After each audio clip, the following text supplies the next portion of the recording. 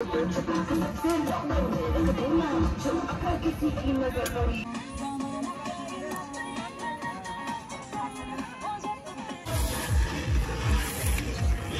একটা গন্ধ আসছে কেন? Welcome to my new video. আবারও চলে এসেছি নতুন একটা ভিডিওর সঙ্গে। চলো ভিডিওটা তাহলে দেখা যাক। Good morning. আজকে কি? আজ দেখা আলু পরোটাটাকে দেখাও। দিদি আলু পরোটা নেবে। হ্যাঁ রে, আজকে ফিস্ট রে। ফিস্ট। তুই সকালবেলাতে আলু পরোটা ছাটাচ্ছিস? উড়িয়ে বাপরে। আইও নে দেখ ভালো করে। বিস্কুট নে। আমি আনতে পারবো না, ভারী তো। কেন? এমনি এমনি কেন? ভারী তো। ই ভারী।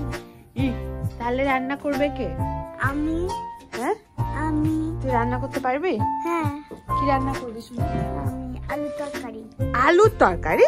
হ্যাঁ, হ্যাঁ, আলু পোস্ত, আলু তরকারি আর আলু পরোটা। বাহ। আলু লাগবে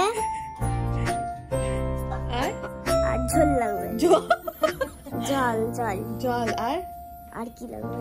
আর কি লাগবে বল? তুই তো করবি রান্না। মশলা। কি মশলা?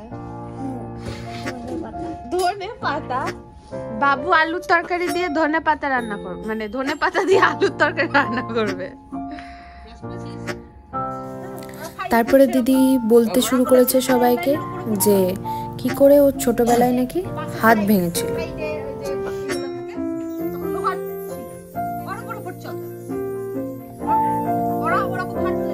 আমি কি বুঝতে পারিনি পুরো পুরো করে পায়ে এটলা বাটি লেগে আছে।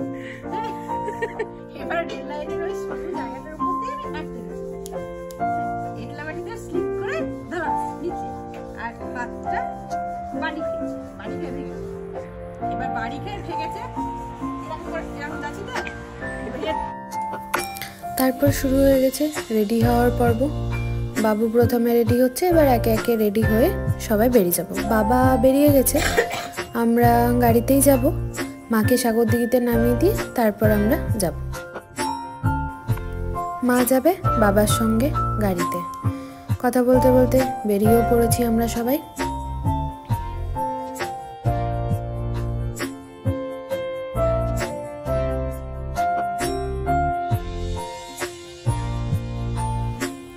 সাগরদিঘিতে আমরা থেমেছিলাম মাকে নামাতে।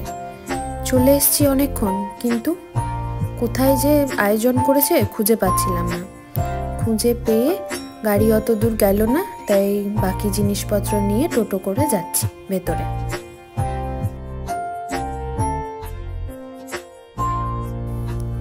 আমরা মোটামুটি 30 জন মতো করছি ফিস্ট, কিন্তু এখনো কেউ এসে পৌঁছায়নি। ওই আমরাই এসছি আর বাবার এক বন্ধু এসছে।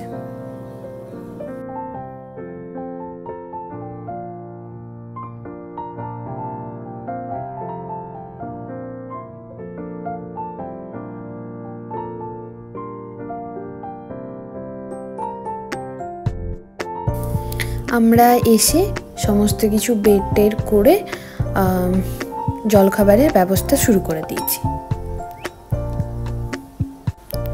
জলখাবারে আছে ঘুগনি, মুড়ি, তারপর হবে কফি আর চিকেন পকোড়া।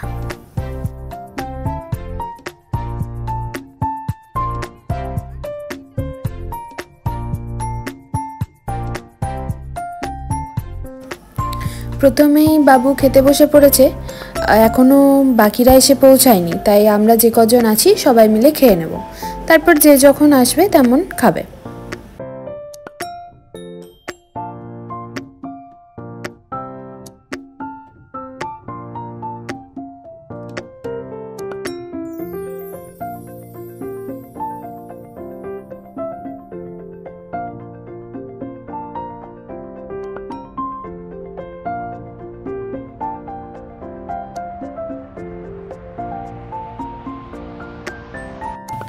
বাকিরা এসে পড়েছে, খাচ্ছে। আমি বসে পড়েছি কাটাকুটি করতে। মেনুতে আছে প্রথমে হচ্ছে স্যালাড, ভাত, ডাল, আলু পোস্ত আর মাটন, চাটনি, মিষ্টি, দই।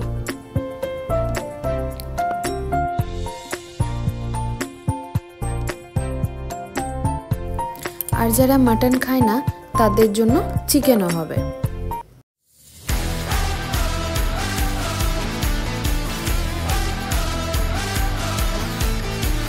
বাবু সেই ফাঁকে একটু নিচে নিচ্ছে।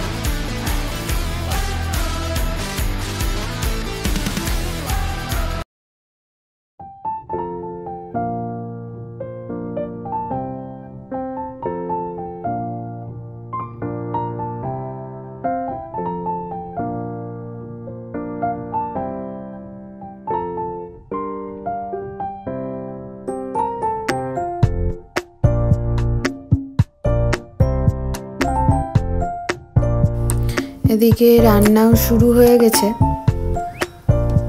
দিদি গান বাজাচ্ছে, আমি এদিকে রান্না করতে বসেছি, কিন্তু রান্নাটা আমি করব না। এদিকে শুরু হয়েছে চিকেন পকোড়া ভাজা।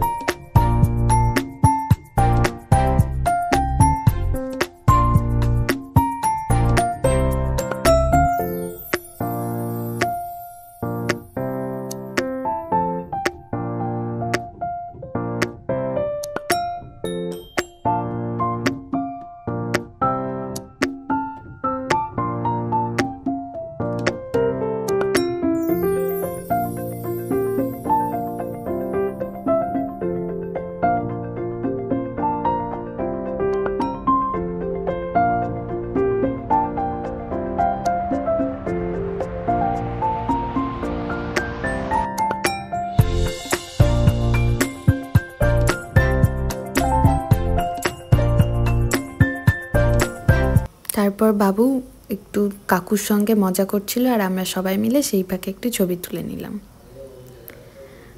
আর এখানে সবাই মিলে একটু খেলাধুলাও হচ্ছে।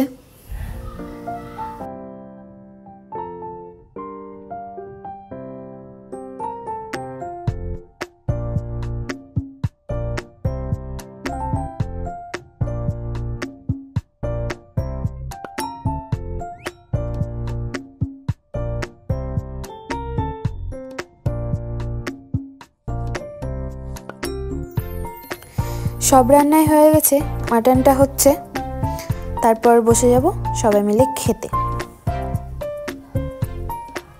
আমি, দাদা ও অন্টুদা, দিদি সবাই একসঙ্গে বসে পড়েছি।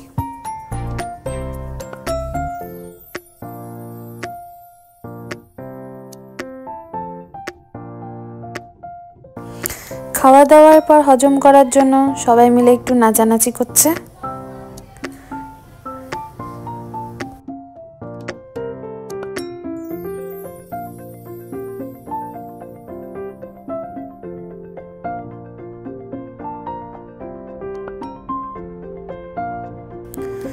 চলো, মোটামুটি সব কমপ্লিট, এবার গুটিয়ে পাটিয়ে বাড়ি যাওয়ার পালা।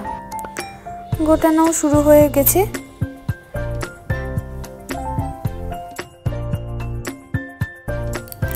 পিকনিক এবছরের মতো এখানেই সমাপ্ত। বেরিয়েও পড়েছি আমরা, এই মণিগ্রামে এসে রেলগেটে পড়েছি। আচ্ছা, ফিসটা কোথায় হচ্ছে সেটাই তো বলা হয়নি। এটা হচ্ছে সাগরদিঘির কাছে মণিগ্রাম এর কাছে যে শালবনটা আছে সেখানে। চলে এসেছি বাড়িতে, ফ্রেশ হয়ে এবার এক কাপ চায়ের অপেক্ষা। তাহলে ভিডিওটা যদি ভালো লেগে থাকে লাইক, কমেন্ট, শেয়ার, সাবস্ক্রাইব করতে প্লিজ ভুলো না। দেখা হচ্ছে অন্য কোনো দিন অন্য কোনো ভিডিওর সাথে।